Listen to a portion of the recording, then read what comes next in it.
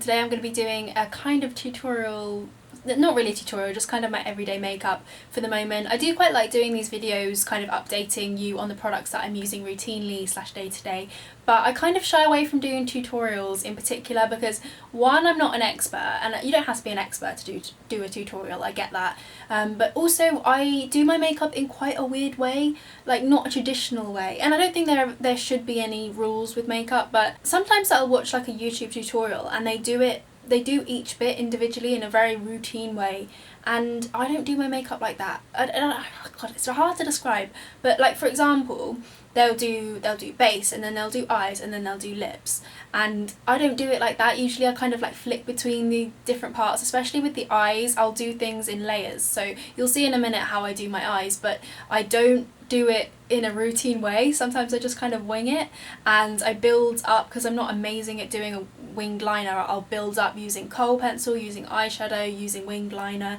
but then I also think, like, if you would, I do think of makeup as a kind of art form, and I think if you would, you know, when you're painting a painting, you don't necessarily do like the top left hand corner, the bottom right hand corner, then you do, like, you usually build up in layers. Like, it doesn't necessarily always come to you that part, then that part, then that part, then that section, you know? So that's kind of why I don't really do tutorials that often, but I get they're kind of useful to see what someone's go-to products are, what they use day to day, so I really hope this is helpful. Another reason why I don't often do them as well is because I basically do the same thing in every single tutorial, but nonetheless, a lot of people were complimenting me on my makeup, asking me the products that I've been using, and just requesting makeup tutorials, because I get they're fun to watch, you know, even if you just have them on in the background. If I forget to say any of the product names or brush names, I'll list them all down below, so I'll have a succinct list. Succinct, is that a word?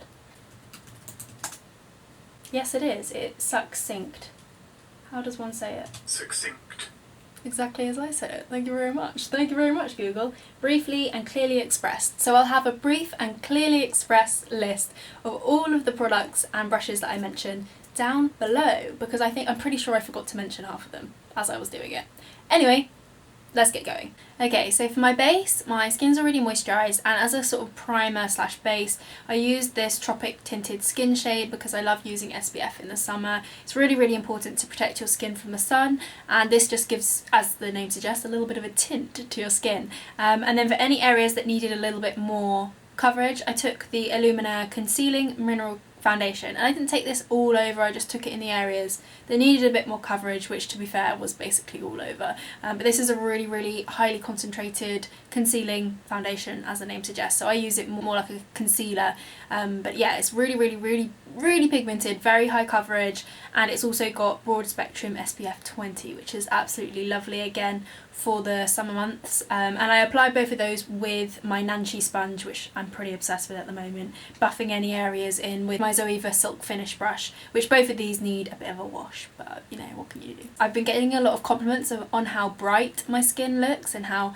kind of awake and fresh it looks. So the concealer I've been using is the Collection Lasting Perfection concealer, but this is not the regular Lasting Perfection concealer. This is the colour correcting one. It's tinted yellow, and I use the shade Lemon. This does have a few parabens in, which I'm not mad about, but I really, really love this a lot more than I thought I would. It is so full coverage and bright, and it just conceals the eye bag so well. So I use this under my eyes in any areas I think needs a bit of brightening, and then I set it with this yellow tone powder, and I actually got this off Etsy. It's by Elemental Beauty. It's alright, don't get me wrong, it's okay, but it's not incredible. I'm not saying rush out and get this one in particular, just any yellow tone powder I think really, really does brighten up the face, and I've never used the yellow tone powder before, so it's nice, it gives really nice coverage, and it's nice and natural and vegan and cruelty free, but it's not that finely milled, so yeah, it's alright, it's okay, and these do work quite well together, but that's that. And I applied that powder with this e.l.f. powder brush. Moving on to my brows, because I feel like I look like a bit of an alien and I've got foundation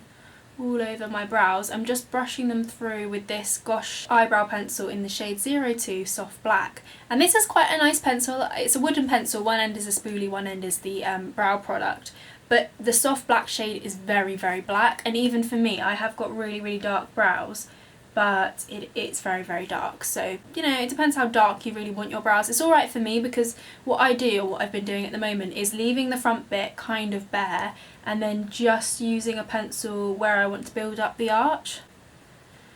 I'm not really that bothered about brows, they're not my favourite makeup to do, so I try and keep it minimal, but just kind of build up the arch a little bit. And then I've been setting them in place with this brow gel, and this is also by Gosh. It's their defining brow gel in the shade 003. So I'll show you what the colour's like. It's quite watery. I think this is the darkest shade they do, but it is quite watery, and it's not really, to be honest, it's not really a brow gel I would usually go for, because I like the fibre building brow gels, but this doesn't have any fibres in at all. It's just a gel. But I don't know why, I've been digging this, I just have. It's nice and natural, and I have been liking it. And my trick, this looks good, doesn't it? My trick is to kind of brush through the brows, sort of back combing, and then just let it set a tiny bit, and then either comb through with the brow gel brush or just a plain spoolie. And it just gives a very natural, full brow look. And if you ever kind of push your hair forward and think, oh no, they look too dark, too much, then just brush through with a clear, or either a clear brow gel or just a plain spoolie to get your desired shade / shape / style for the old brows. I used the 100% pure bamboo blur powder. This is a really nice natural pure powder, just to set my entire face. If you've got a liquid foundation on and put this on top, it does oxidise it, I've found. But for me in summer it's not as noticeable, because obviously your skin's got a little bit more sun on it, a little bit more sun-kissed, so it's not really a problem. In winter I'd probably stay away from this powder, but it's nice and natural as well. And I've been using this Nanshy brush for powder and bronzer. And talking of bronzer, shall we whip out the bronzer I've been using? And it's the Body Shop Bronze Shade Warm Glow.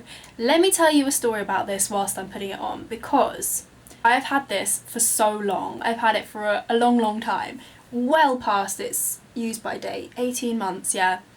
This smells a little bit funky. When I smell it, you know when a smell takes you back to a certain time or like a place, this reminds me, it just reminds me of my year off, because I used to wear it all the time. I took a year, basically, after I finished school, after I finished sixth form, I had a year out, not like a gap year, because I didn't go travelling, but I just earned money, I just worked and earned money. So during the week I worked in a call centre, and then like customer service, and then on the weekends, on the Sunday, I worked at John Lewis, and this just reminds me of John Lewis, because I used to wear it like literally all over my face. It was a little bit nostalgic in that sense, but that's not the story. Let me get on with the story.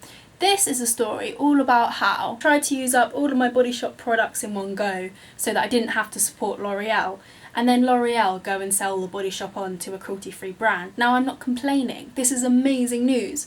For people who don't want to support L'Oreal, well, now the Body Shop is being sold off of L'Oreal and they're not going to keep it.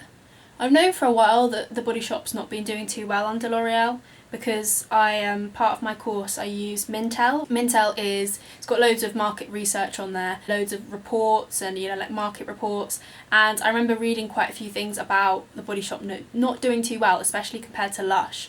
Just really not doing well for loads of different reasons, which I won't go into now, but I do think a major part is that it's hard for people to have faith in them when they're owned by L'Oreal, when a big part of the Body Shop's selling point is that they're cruelty free, and L'Oreal aren't cruelty free, notoriously not cruelty free, so yeah. Anyway, long story short, I was using this up to use it up and then get rid of it and not repurchase. In doing so, I actually fell in love with it, and I really liked this, so I was gutted. I was thinking, oh, I'm not going to be able to repurchase this, like, I'm annoyed at myself for falling in love with it. And I got loads of compliments every time I used it, and yeah, it was not a great situation, but now they're being sold on, so once this runs out, and once the Body Shop have been sold on, I'll be happy as Larry to repurchase this, because it is beautiful. It's the shade, did I say the shade name? Warm Glow, and it reminds me a lot of the MAC mineralized skin finishes, like the shimmery ones. It looks a lot like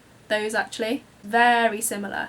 If anyone knows anything about MAC, it does look very similar to the more kind of, I don't even know if they did a tan shade, but that kind of marbleized shimmery effect, and this definitely does have shimmer in it. It does have a kind of glowiness to it, but it's not chunky or glittery, or it's just great for summer. It's a really good product, and I'm so happy I'm going to be able to repurchase this. And actually, because I was really trying to use it up, I was using it so liberally, I was also using it as a transition shade, or actually just eyeshadow in general. I was just wearing this and I was getting so many compliments, like from people in everyday life and also people like you guys complimenting me on on my makeup. Just good times all around really. And I was just taking it on a fluffy brush and using it in the crease. Nothing fancy, but you know, sometimes simple is better. I'm not really a highlight wearer, but if I am going to go for a highlight in summer, it will be the Glow shade from the Filmstar Bronze and Glow by Charlotte Tilbury. It's just a little bit, just a little,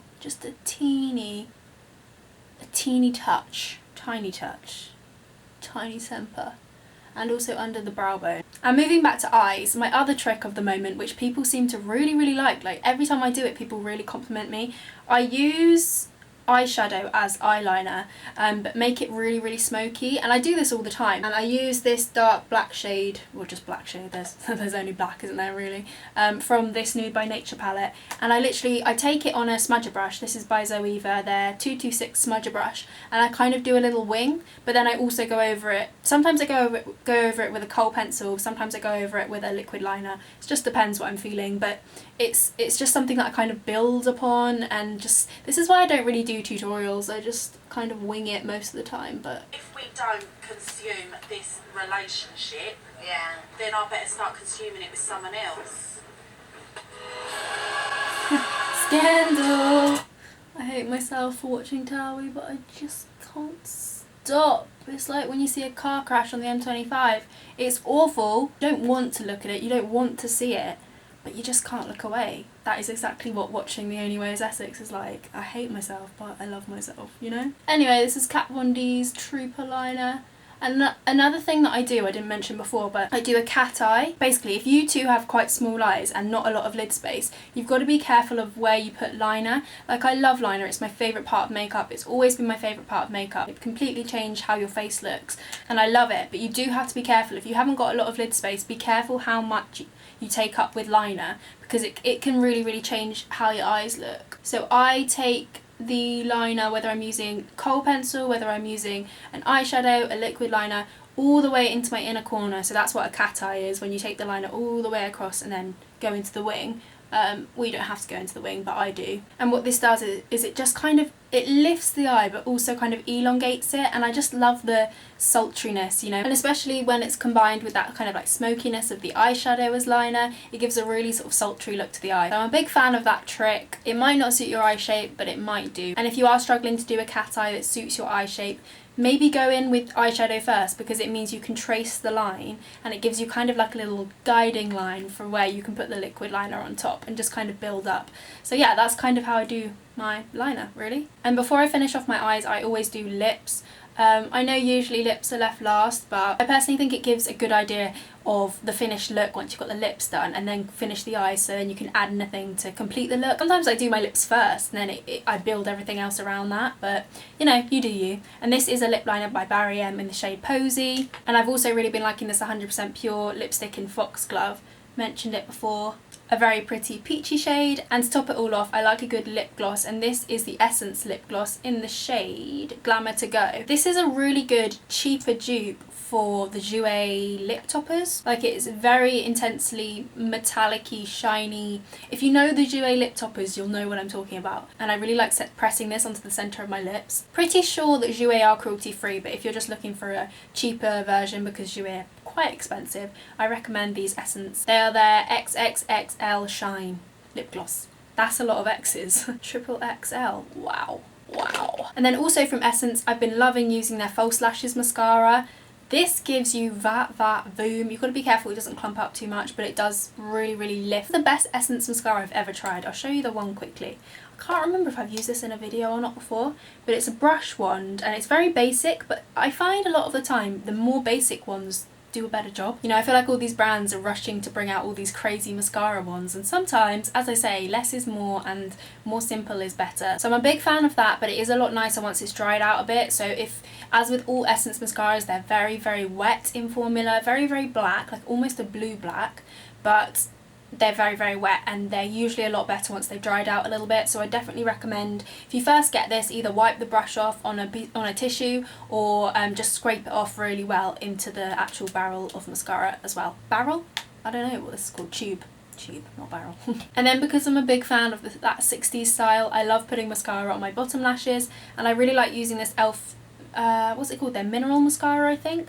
It's a plastic wand, and it separates the lashes really nicely, and I love a bottom lash mascara. Nice and lengthening, not clumpy at all, really separating, very kind of Twiggy-esque. So yeah, this is the finished look. I mean, the eyes pretty much stay exactly the same day to day.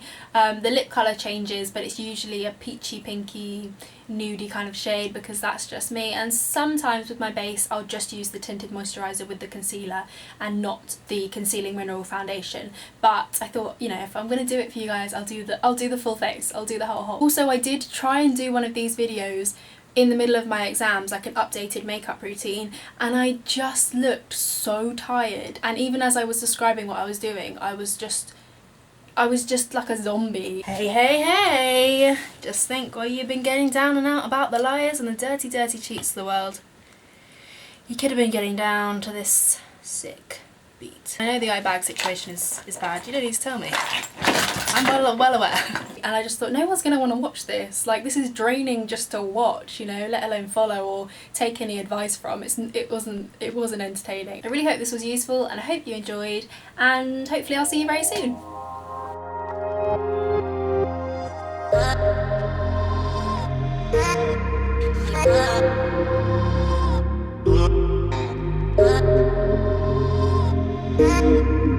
Yeah.